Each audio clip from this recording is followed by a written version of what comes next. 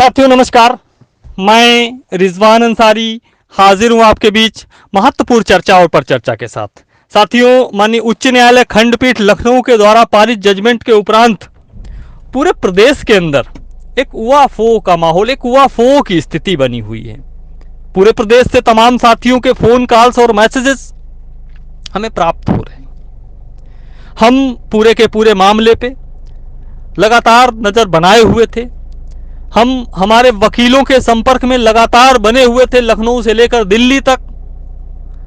हमारी team conferencing के जरिए घंटों घंटों लंबी चर्चा और मंथन पूरे के पूरे मामले पे कर रही थी।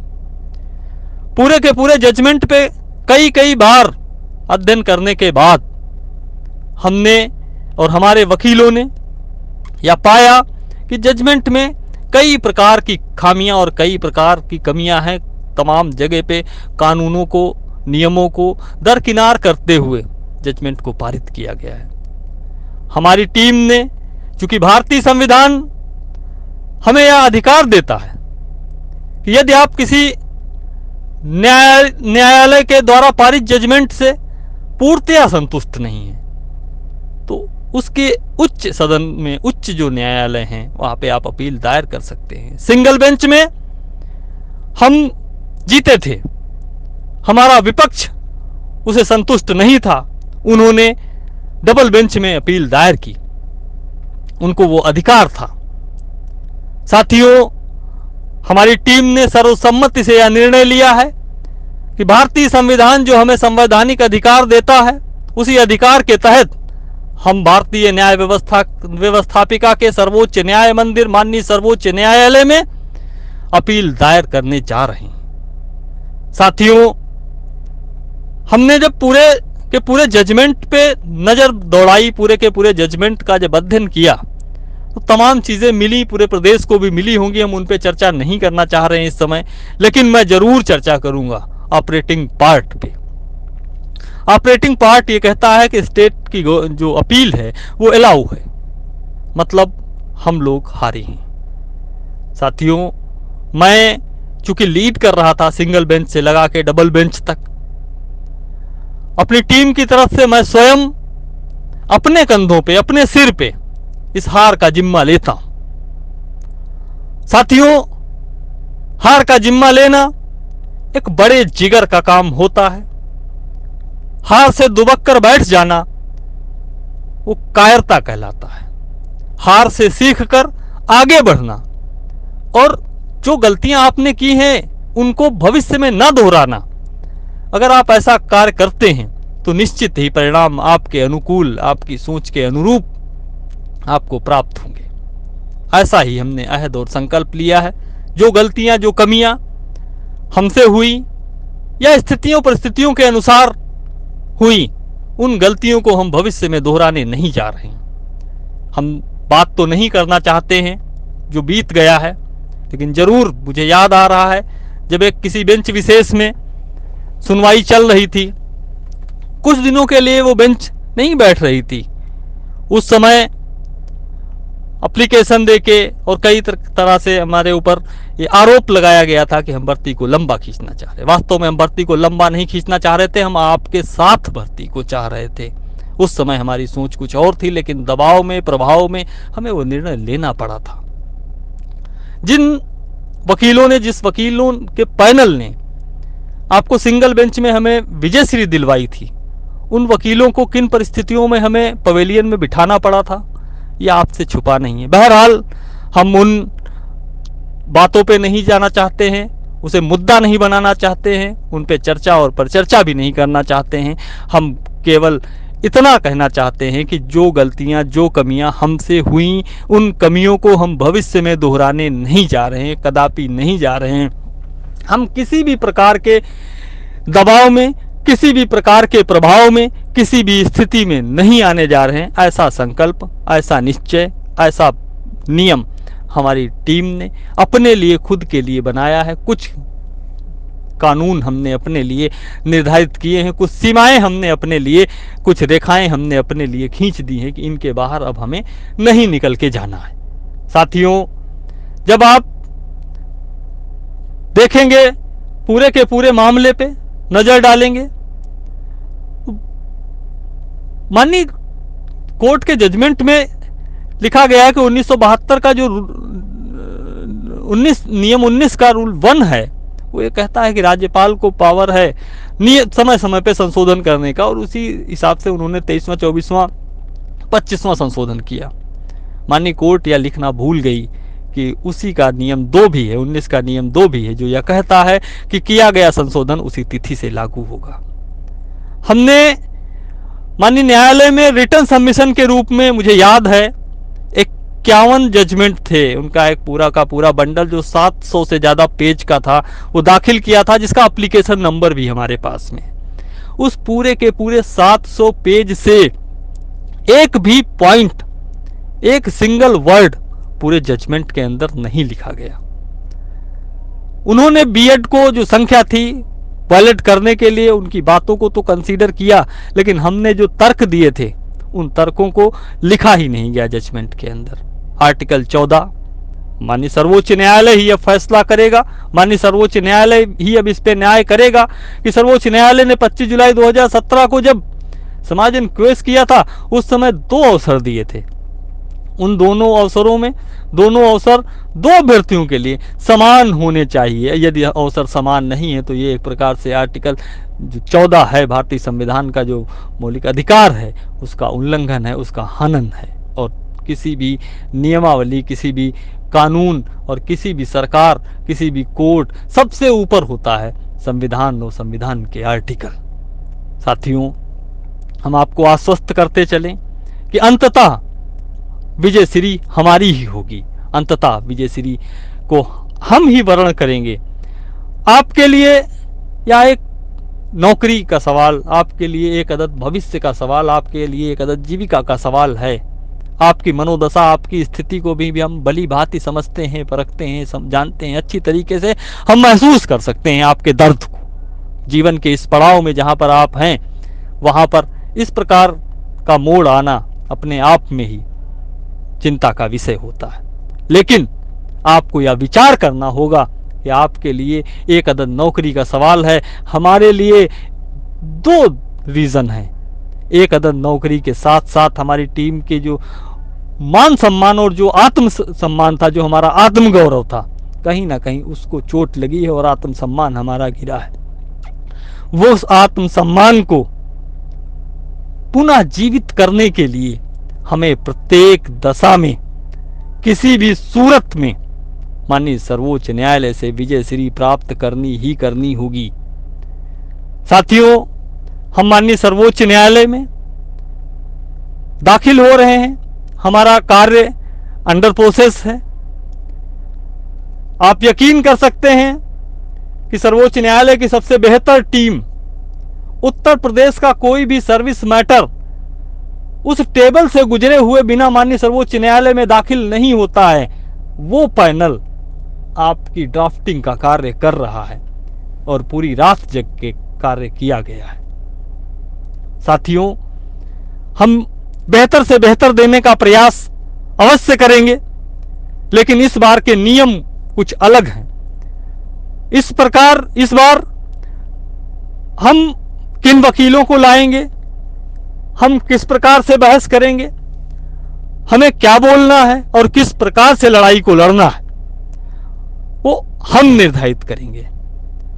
हम और हमारी टीम, हमारे वकील यह डिसाइड करेंगे कि किस समय हमें क्या डिसीजन लेना है। वो सारे डिसीजन लेने के लिए हम स्वतंत्र हैं और हम आपसे केवल यह अनुरोध और अपेक्षा करते हैं कि आपको हमें फ्री हैंड देना होगा। ठीक वैसे ही जैसे बॉर्डर पे अगर आपका सिपाही खड़ा है और उसे खुली छूट दे दी जाए, खुली उसे उसके राइफल को खुला छोड़ दिया जाए, तो यकीन जानिए एक भी घुसपैठिया सीमा क्रॉस नहीं करके अंदर नहीं आ पाएगा, सीमा क्रॉस नहीं कर पाएगा। आप यकीन जानिए। ठीक उसी तरीके से हम आपसे मांगते हैं कि आप हमें फ्री हैंड दे दीजिए, आप हमें खुली छूट दे दीजिए लड़ने की। और मैं कहना चाहता हूं हमारे उन तमाम जो साथी हैं जो विजय के जश्न में डूबे हुए हैं, हमारे गांव में एक कहावत है कि बकरे की जवानी 2.5 दिन की होती है, वो भी 1.5 टांग पे कूदता है। सोमवार, बुध या शुक्र को बाजार लगती है और उसकी जवानी खत्म हो जाती है। साथियों, हम 2 प्लान पे काम कर रहे हैं। एक प्लान ए जो आप जानते हैं, माननीय सर्वोच्च न्यायालय में दाखिल होना, पूरी प्रोसेस, प्रक्रिया। दूसरा एक बी प्लान है जो यदि सक्सेस हुआ तो अपने आप में आपको पता चल जाएगा जिस समय सक्सेस होगा। उधर भी हम प्रयास और प्रयत्न कर रहे हैं, बी प्लान पे भी हम कार्य कर रहे हैं सुप्रीम कोर्ट से इतर। साथियों, हम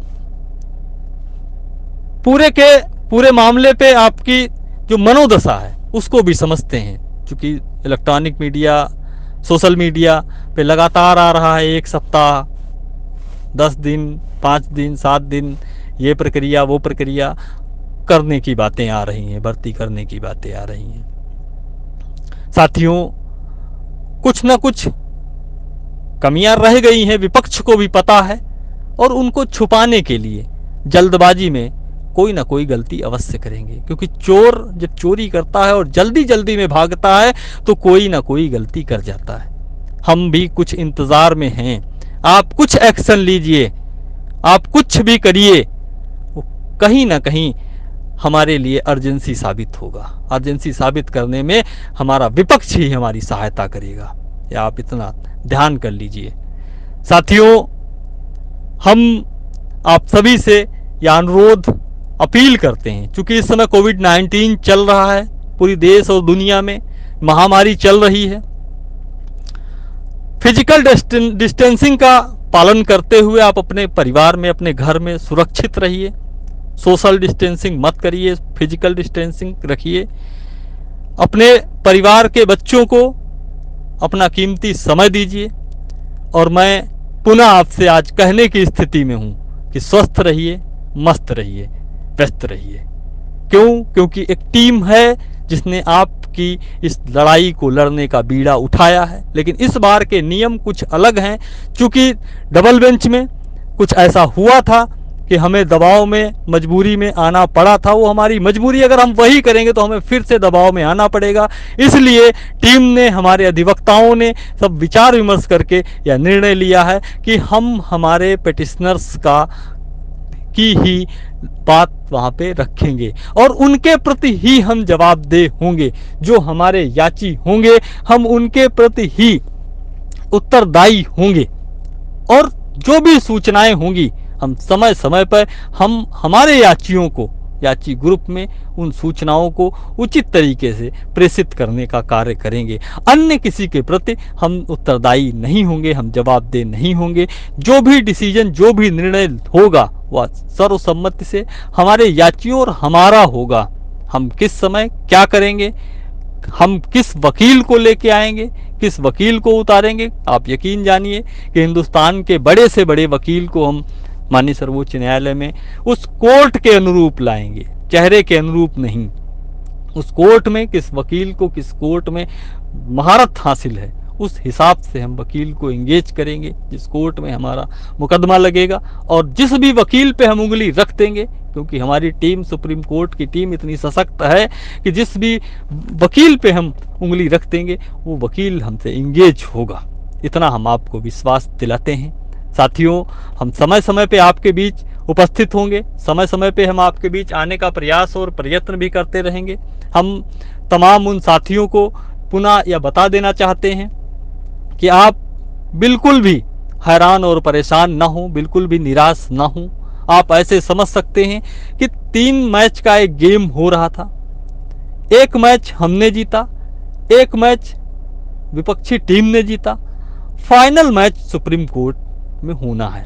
आप जानते हैं, शुरू से जानते थे, जब सिंगल बेंच में केस गया था, हम भी जानते थे, आप भी जानते थे, पूरा प्रदेश जानता था कि इसका फाइनल डिसीजन माननीय सर्वोच्च न्यायालय की दहलीज से ही होना है। एक मैच हम सिंगल बेंच जीत चुके हैं, डबल बेंच हमारे विपक्ष ने जीता है। फाइनल जजमेंट माननीय सर्वोच्च न्यायालय से होना है।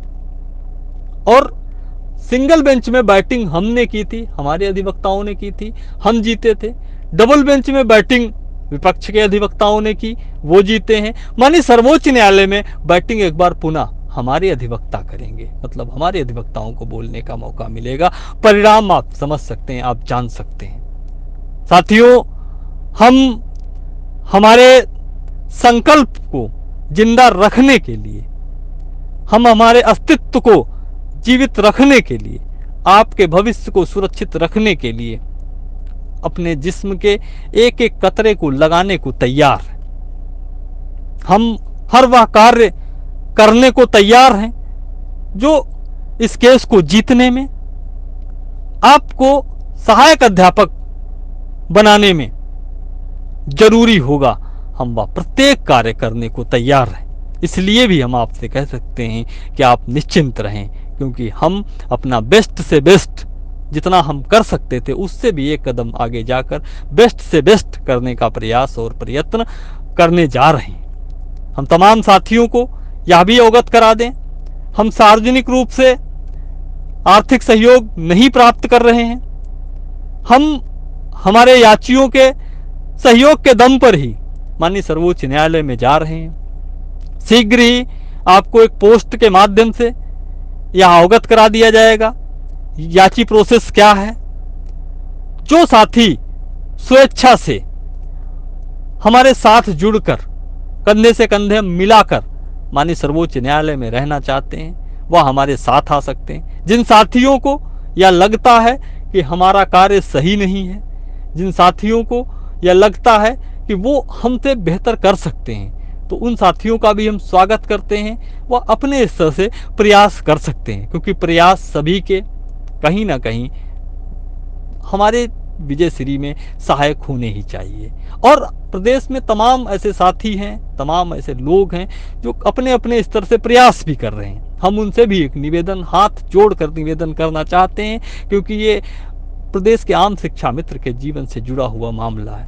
जल्दबाजी में कोई भी निर्णय, कोई भी कदम ना उठाया जाए, क्योंकि एक मकान बनाते समय उसकी जो नींव होती है जितनी मजबूत होगी उतना ही मजबूत मकान हम उस पर खड़ा कर सकते हैं। किसी भी केस में उस केस की जो याचिका होती है, उसकी ड्राफ्टिंग होती है, नींव होती है, जितनी मजबूत वो नींव होगी उतना ही मजबूत वो मकान तैयार होगा। इसलिए जो भी साथी अपनी याचिका तैयार करें, हम जो याचिका ड्राफ्ट कर रहे हैं वो याचिका अपने आप में बेमिसाल होगी, आप निश्चिंत रहिए। लेकिन हम अन्य साथियों से भी अनुरोध करेंगे कि आप जल्दबाजी में कोई ऐसा कदम ना उठाएं जिसका कि हमें दुष्परिणाम मिले। तमाम साथियों से हम यह भी आग्रह अनुरोध करेंगे। साथियों, हम आपको बताते चलें, हम आपको अवगत कराते चलें कि हमारी टीम ने आज रात में कुछ ऐसे जजमेंट हमारे हाथ लगे हैं जो अपने आप में मील का पत्थर साबित होंगे। अभी 4 दिन पहले, 6 दिन पहले भूतलच्छी वाला जजमेंट आपने देखा ही होगा। मानिए हाईकोर्ट डबल बेंच का जो जजमेंट आया है वो एनसीटी 28 जून का जो नोटिफिकेशन है, वो एनसीटी का नोटिफिकेशन कहता है कि आप ज्वाइनिंग देने के बाद उनको 6 माह का ब्रिज कोर्स कराएंगे, जबकि जजमेंट ये कह रहा है कि आप पहले ब्रिज कोर्स कराएंगे फिर जजमेंट देंगे। अब ब्रिज कोर्स है नहीं किसी के पास, तो किस प्रकार से नियुक्ति होगी या हमारी भी अभी समझ में नहीं आ पा रहा है। अब जल्दी जल्दी में क्या होगा ये तो मुझे भी नहीं पता है, लेकिन किस प्रकार से नियुक्ति होगी या एक विचारणीय प्रश्न है। जो जल्दी जल्दी में किया जाने वाला कार्य है वो एक विचारणीय प्रश्न है। साथियों, हम समय समय पे आपके बीच उपस्थित होने का प्रयास और प्रयत्न अवश्य करते रहेंगे।